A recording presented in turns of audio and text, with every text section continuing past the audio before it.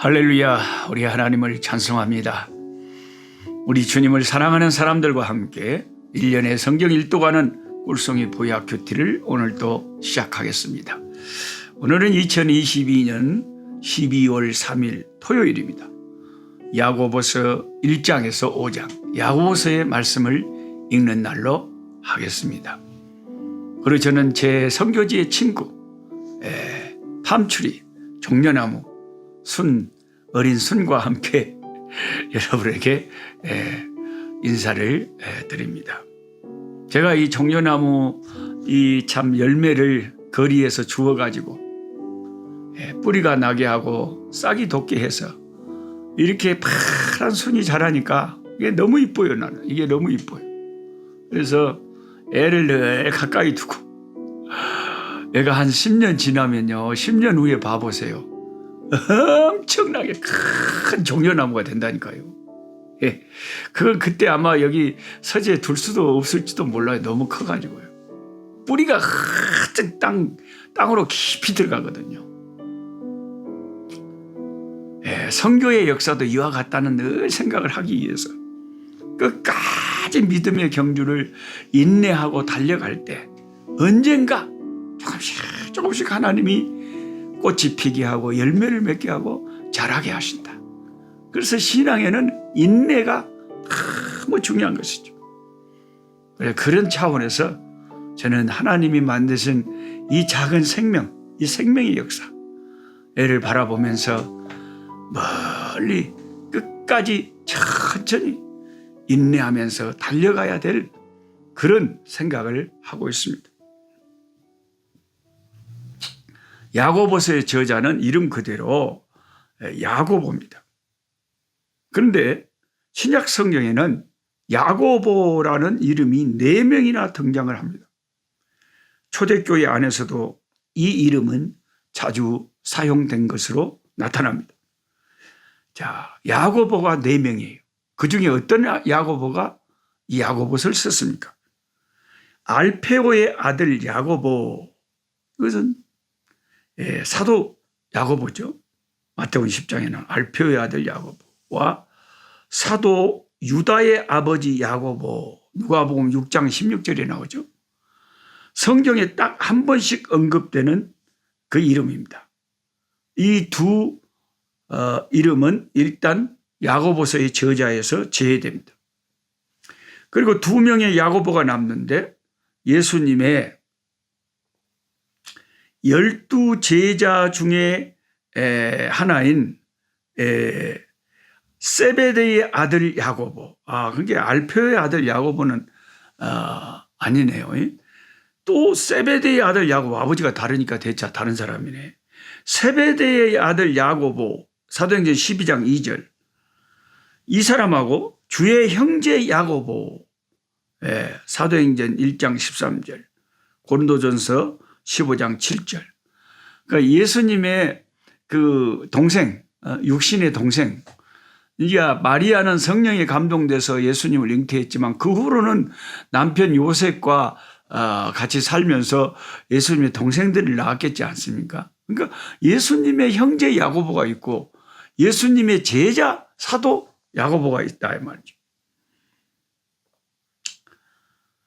그러면 이 2명 중에 한 명이 야고보서의 저자인데, 근데 문제는 이 12사도 중에 한 분인 야고보는 본서의 저자라고 생각하기 어려운 점이 있는 것은 사도행전 12장 2절에 유대 분봉왕 헤롯 아그리빠에게 순교를 당한 것으로 기록이 되어 있습니다. 순교를 당했죠. 예수님의 12제자 중에 다 11명이 순교를 당했죠. 사도 베드로도 야고보도 요한, 예수님이 그렇게 가장 사랑했던 사도 요한만큼은 주님께서 순교하지 않고 오래 살면서 교회 목회를 할 수 있도록 또 그렇게 인도하셨습니다. 순교를 당하는 것도 영광이고 오래 살면서 주를 섬기는 산순교도 영광입니다. 제가 어떤 그 청년 때 한 자매에게 상당히 날카로운 말을 들은 적이 있어요. 나도 이양 순교를 당하려면 막 고통당하고 힘들고 막 불로 지지고 막 그렇게 순교 안 당하고 그냥 누가 총을 딱 쏴서 땅 순간적으로 땅 죽어버리면 아이고 나도 그렇게 순교 당하면 좋겠네. 그랬더만 그 자매가 내 철없는 말을 반박하면서 그렇게 말하더라고요. 형제님, 그렇게 순교하는 것은 너무 쉬워요. 그렇게 순교하는 것이 중요한 것이 아니라 살아서 하나님을 위해서 똑바로 주님을 잘 섬기는 것, 그게 더 중요한 겁니다. 그러더라고요. 가만히 생각해 본 게 대처나 그 말이 더 일리가 있어요. 예. 어쨌든 순교를 하는 것도 하나님이 능력을 주시고 은혜를 주셔야 순교가 되는 거죠. 제가 샘물교회 분당 샘물교회 말씀을 전하러 부흥회 인도하러 안승현 때 가봤더니요. 그 교회에 이제 부흥회를 인도하러 한 2번 정도 간 것 같은데 그 교회 안에 순교자 기념관이 있어요. 왜냐하면 그 교회 청년부 담당 목사님이 저 아프가니스탄의 청년들 이끌고 선교하러 갔다가 그 과격 이슬람 단체 그들에게 납치를 당해가지고 이제 그때 큰 한국에서도 막 큰 뉴스거리가 됐죠. 나라에서 큰 돈을 지불하고 풀려났습니다만 그런데 그 중에 한 명을 그들이 대표적으로 죽였다는 거죠. 그때 함께 간 장로님께서 그렇게 말했답니다. 목사님 젊으시고 사모님과 어린 아이들도 계시는데 목사님 저는 살 만큼 살았습니다. 제가 죽겠습니다. 그랬대요. 그랬는데 그 젊은 청년부 담당 목사님이 장로님 말씀은 제가 이해합니다마는 저는 이 청년부 그리고 이 팀의 총책임자입니다. 총책임자인 제가 책임을 지고 죽겠습니다. 저에게 기회를 주십시오. 그렇게 우기셔가지고 자원해서 그 청년부 목사님이 그 과격 이슬람 단체 분들에게 총살을 당한 거죠. 그리고 나머지는 다 풀려난 거죠. 근데 그 순교를 당하는 것도 하나님께서 힘을 주시니까 감당이 되는 거고 또 이렇게 목숨이 부지하면서 살면서 주님을 계속 섬겨가는 것도 또한 의미 있고 중요한 일일 것입니다. 그래서 야고보서의 저자를 주의 형제 야고보라고 불린 예루살렘 총회 회장으로 교회의 지도자적 위치에서 활동한 사도행전 15장에 나오는 예수님의 형제 야고보가 이 야고보서를 썼다고 많은 학자들이 보고 있는 겁니다. 또한 사도행전 21장, 갈라디아 2장 그런 말씀에 보면 그의 실천적인 신앙을 강조하는 것과 이 야고보서의 가르침이 일치하고 있습니다. 이런 그가 1절에서 언급한 것처럼 흩어져 있던 유대인 그리스도인들에게 전한 메시지가 야고보서입니다. 당시 로마 제국의 통치 아래서 예수를 믿는 그리스도인들은 핍박을 받으면서도 사랑의 교제와 믿음을 잃지 않도록 그 핍박 속에서 견뎌낼 수 있도록 위로하고 격려하는 내용이 야고보서의 말씀입니다. 그래서 야고보서의 별명이 신약의 잠언이라고도 합니다. 잠언과 유사한 것은 하나님께서 지혜를 주시고 말에 대한 경고, 그리고 의의 열매, 세상 자랑에 대한 경고, 죄와 허물을 덮는 사랑에 대한 권고와 같은 것들이 잠언서의 말씀과 많이 일치합니다. 야고보서의 특수한 언어학적인 문체는 종종 수사학적인 의문법이나 생동적인 직유법과 생생한 외화, 상상적인 대화, 그리고 독자들을 전체 그룹으로 보면서 끊임없이 설득하는 방법을 사용하고 있습니다.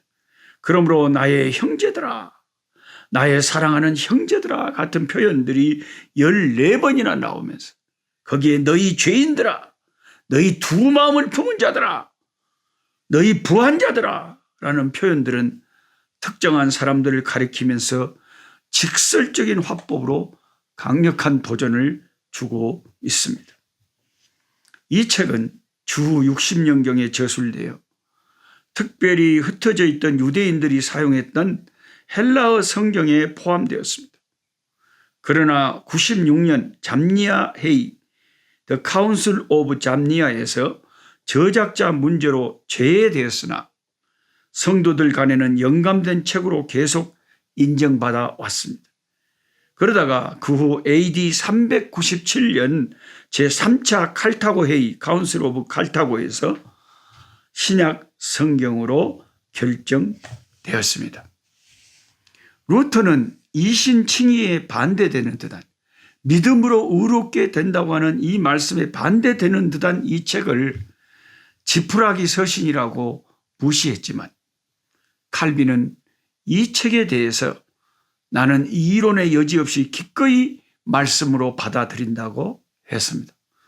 그는 이 책을 배척할 만한 이유를 결코 발견할 수 없다고 했습니다. 흔히 야고보서를 우리가 행위만을 강조한 책으로 잘못 이해하는 경우가 있는데, 그것은 시련을 겪고 있는 사람들에게 믿음을 지키라고 격려하는 말씀이었지, 결코 믿음 없는 행함만을 강조하는 책이 아니라는 것입니다. 이런 행함 없는 믿음을 강조하는 주제는 바울뿐만 아니라 베드로 그리고 예수님도 수없이 강조한 주제입니다. 믿는다고 하면서 전혀 말씀에 순종하지도 않고 믿는 자의 행위가 없는 그 믿음이, 그걸 무엇으로 그 믿음을 증거할 수 있겠냐 이거죠. 포도나무가 포도 열매가 하나도 없으면서 맨날 포도나무라고 큰 소리만 치면 그게 무슨 의미가 있겠냐. 열매를 보고 그 나무가 확정되는 것처럼 나의 믿음이 나의 삶의 모습과 인품과 그 행함을 통해서 그 믿음이 증명되는 것이다 하는 것입니다. 저는 이 하나님을 섬기면서 많은 신앙의 사람들을 봅니다. 어떤 분들은 진짜 교회에서 중요한 직분도 맡고 있고 사실 열심히 믿어요. 신앙의 경력도 많습니다. 근데 이상하게 뭐 헌금합시다 뭐 합시다 그러면 미꾸라지처럼 싹 빠져나가요. 그래서 내가 참 이상하다, 참 이상하다. 무슨 신앙일까? 그래서 유명한 설교자 섭벌전 목사님은 호주머니, 자기 주머니, 자기 지갑이 회개하지 않는 신앙은 거짓 신앙이다. 그러니까 우리가 참 여러 사람들이 지금 교회를 섬기고 예수 믿는다고 하지만 내 삶의 열매, 내 신앙의 열매가 주님 앞에 나타나야 그 믿음이 참 믿음이다. 참 믿음. 근데 믿는다고 하는데 전혀 그냥 막 이기적이고 화를 내고 그냥 전혀 가정에서도 본이 되지 못하고 집안에서도 그냥 가족들이 혀를 차면서 왜 저 사람이 무슨 교회 무슨 뭔 직분자야 이러면 이게 회개하고 돌이키고 항복하고 변화되지 않으면 그 믿음은 어떻게 우리가 그 믿음을 진짜 믿음이라고 할 수 있겠냐 하는 것이 야고보서의 가르침입니다. 저는 야고보 선생님의 가르침에 전적으로 아멘 아멘 받아들일 수밖에 없습니다. 우리의 행함으로, 정말 행함으로 우리의 믿음이 증거되어야 됩니다. 최근에 저는 참 선한 목적으로 우리 아프리카 목사님들 또 우리 가정 그래서 키우는 흑인 아이들에게 내가 돈 5,000란드, 한국 돈으로 한 45만 원다. 여기에 둔다. 너희들에게 다 알려준다. 이거 손대지 마라. 이거 하나님을 위해 쓸 거다. 놔뒀어요. 그들을 철저히 나는 믿었습니다. 우리 식구들처럼 믿었어요. 근데 얼마 후에 그 돈이 없어졌어요. 저는 이제 우리 딸이 또 아내가 아이고 당신이 잘못했지 왜 그런 짓을 하냐. 당신이 왜 그런 엉뚱한 어리석은 짓을 하냐. 나는 믿었어요. 그 사람들이 가룟 유다처럼 뭘 돌아갈 줄 몰랐. 아니 10년 이상을 가르치고 그런데 내 형제 자매들인데 그들 중에 누군가 그걸 가져갈 줄. 아니 나는 그러니까 어째 내가 바본지 내가 이상한 사람인지. 하여튼 식구들은 저를 이상한 사람이라고 생각을 해요. 네. 아니 그들을 믿은 게 잘못입니까? 그래도 잘못인가 봐요. 믿음은 믿음이고 돌아가는 건 돌아가는 건가 봐요. 이거 우째합니까 참말로. 무슨 신앙이 그런 신앙이 다 있답니까? 참. 아이고 여러분들 선교사로 한번 살아보면 아주 남에게 다 이야기할 수 없는 그 선교사들만의 애환이 있어요. 케냐의 어떤 선교사는 15년 동안 자기 동역자로 함께 주의 일했는데 어느 날 그 동역자가 집에 있는 테레비, 중요한 물품들, 노트북, 값비싼 물건들, 현금 다 챙겨가지고 사라져버려. 너무 이 선교사님 부부가 충격을 받아가지고 너무너무 허망해가지고 15년 동안 제자를 삼고 함께 주의 일을 한다고 철떡까지 믿었던 형제가 이럴 수가 있나? 이럴 수가 있나? 오늘 세상에서는 그럴 수가 있다는 거예요. 그러니까 내가 바보지. 믿은 내가 바보지. 그럼 안 믿고 어떻게 사람들을 세상을 삽니까? 믿어야지. 아무리 당해도 또 믿어야지. 아이고 참말로 이걸 웃어야 될지 울어야 될지 웜에 아주 그냥 한장하고 폴딱 뛰었어요. 뭐 세상에 뭐 편한 일이 어디 있답니까? 선교도 생각지 못한 어려운 일들을 겪으면서 가슴에 상처 받아가면서 가슴에 멍들어가면서 끙끙 앓아가면서 그렇게 해가는 거죠. 그래도 끝까지 믿어야지 어떡합니까? 삶으로 행함으로 나타나지 않은 신앙은 참된 신앙이 아니다. 이것이 오늘 야고보서의 가르침입니다. 하나님 아버지 감사합니다. 야고보 선생님의 가르침이 맞습니다. 주님.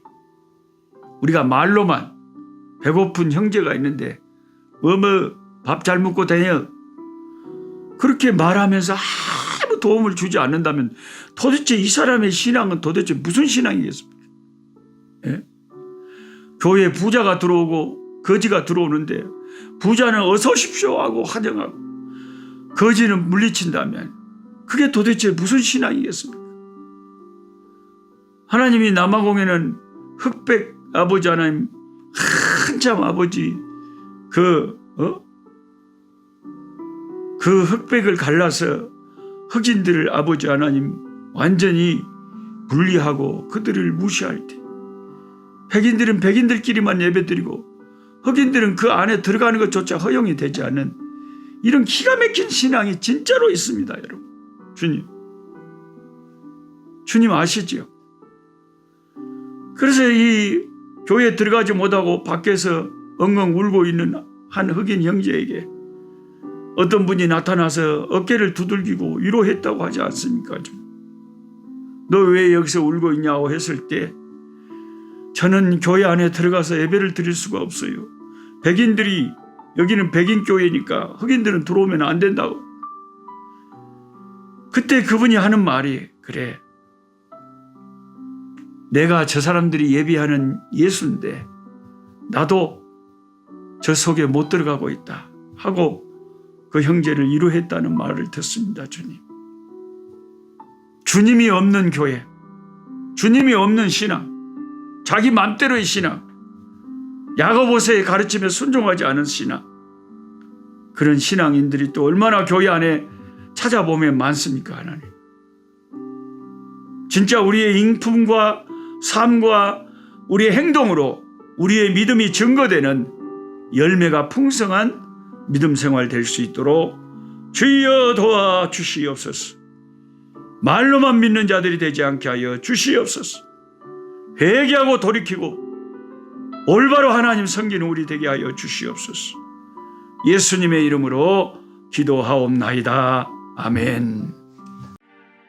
약한 자 힘주시